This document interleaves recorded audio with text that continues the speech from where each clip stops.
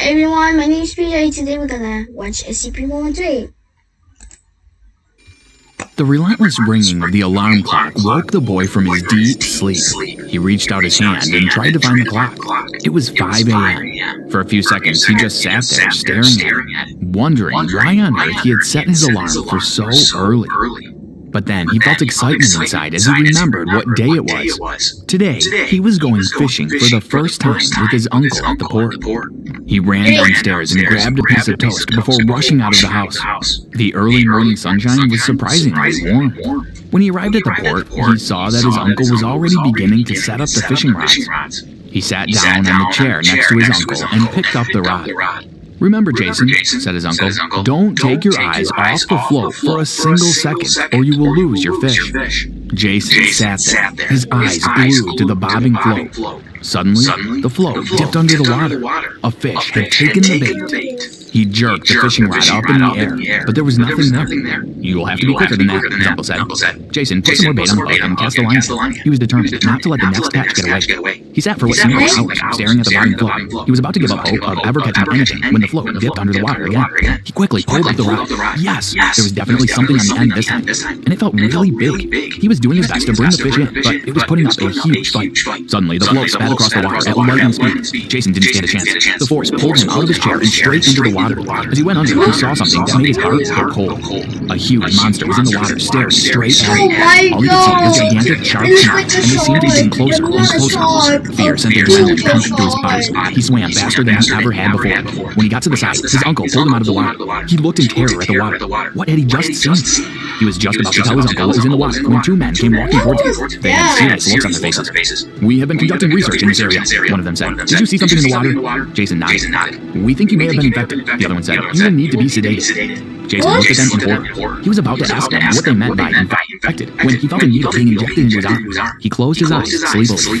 Welcome back to SCP Exposed. Today we bring you Euclid class subject SCP-1128, otherwise known as the aquatic horror. But before I go on, don't forget to subscribe to our channel so you won't miss out on any more creepy SCP stories.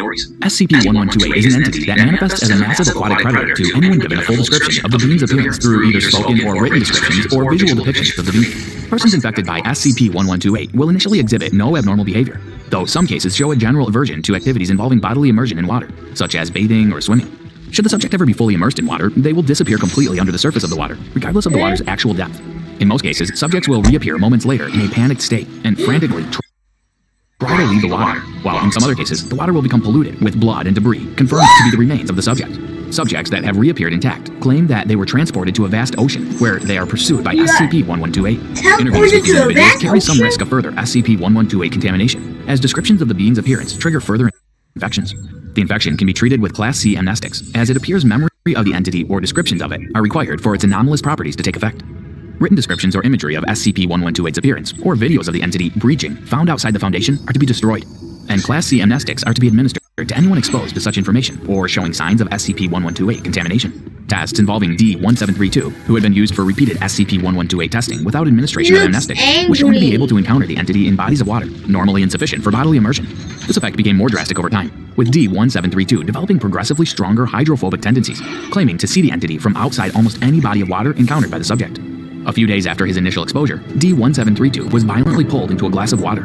No remains were recovered from the incident. Staff witnessing the event were found to be infected by SCP-1128 and were treated with Class C amnestics.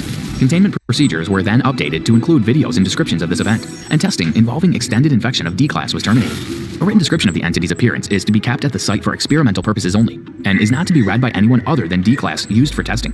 If exposed, staff are to report immediately for administration of Class C amnestics. Tracking devices affixed to D-Class used in SCP-1128 experiments reveal that submerged subjects are transported to an ocean, the location of which is only known by senior Foundation personnel. One of these personnel was heard to say, "That's where we've been sending those D-Class? How does a short-range wireless communicator get such a clear signal from that far away?"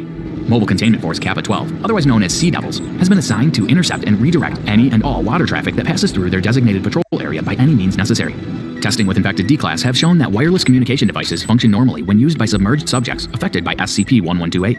In Experiment Log A-1128A-1, a D-Class subject was instructed to read from a small pamphlet describing SCP-1128's appearance. He was then outfitted with diving gear and lowered into a large tub of water via winch and cable. The subject's gear was outfitted with a wireless communication device to allow contact between himself and the Foundation personnel, and to test if the SCP had any effect on such devices. The following is a transcript of the interview held with the D-Class subject. The interview was conducted by one of the Foundation's highest level doctors. Can you hear me? Over, said the doctor. I hear you, Doc. Damn, this thing is deep. It looks so tiny from the outside, replied D-Class. How well is your reception? Over. Good enough, I guess. Kind of fuzzy, but not enough that I can't hear what you're saying. What is your current status? Right now, I'm just sinking to the bottom of... Is this the ocean? How the hell did you manage to fit an entire ocean inside a stinking bathtub?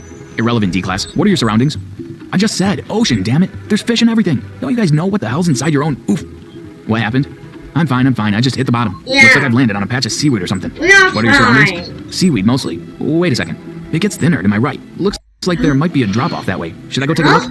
You may proceed. You should not go to look. D-Class grunts before It continuing. is dangerous. Damn suit's heavy. It's hard to move in this thing. Hey, is this thing soundproof? I hope my talking isn't scaring off any... Oh my god. D-Class, respond. What's your status? I'm okay. I don't think it saw me. Damn, I think I pissed myself. What happened? What did you see? Scariest damn thing I've ever seen. Some kind of big-ass monster. That's the thing from that stupid booklet you gave me, isn't it? Affirmative. Please refrain from describing it any further. What is it doing? Nothing right now. It's just swimming along. I think it's got something in its mouth. Is that a whale? Holy crap. It is. It's eating a whale. Oh god, look at those teeth. The doctor turns to his assistant. I think we're done here. Pull him out, now. The doctor then speaks again to the D-Class subject. You know that. Thank you for your cooperation. We're bringing you up now. And now he swallowed it. Damn, that's gonna haunt my dreams. Wait, it stopped moving. No, ants, word of times, ants, keep ants. I think it sees me. Oh god, it's looking right at me. It's headed this way. Oh god, help me. Get him out of there now. The D-Class subject becomes hysterical. The Foundation is unable to decipher his gibberish. The personnel activated the winch to bring the D-Class subject back to the surface. The winch was retracting at full speed when the cable went taut, wresting the winch from its mounting. The cable then went slack, and water became polluted with blood, which was later confirmed to be that of the D-Class subject. No further remains or equipment were recovered. Interview log and relevant documents were edited for vectors, and all staff present were treated with Class C amnestics. In experiment log 1128A-2, a D-Class subject was exposed to the entity and equipped with scuba gear. He was placed into a standard protective shark cage and lowered into the water. There was no response for a few seconds, but then the line first went taut, and then was severed at a point beneath the water. Remains of D-Class as well as jagged steel fragments, presumably remnants of the cage, surfaced shortly afterward. In experiment log 1128A-3, the D-Class subject was once again exposed to the entity and equipped with scuba gear. This time, the cage was treated by the Foundation personnel to increase its durability. The D-Class subject was lowered into the water. The result was the same as before. However, this time, no remains surfaced. A few hours after the experiment, MCF Sea Devils reported finding an intact shark cage floating beneath the surface of the patrol area, near one of their vessels. An item was retrieved which later was confirmed to match the description of the cage used in experiment 1128A-3. The cage was undamaged, but it bore traces of human DNA and feces of an indeterminate origin. No further remains of the D-Class were found.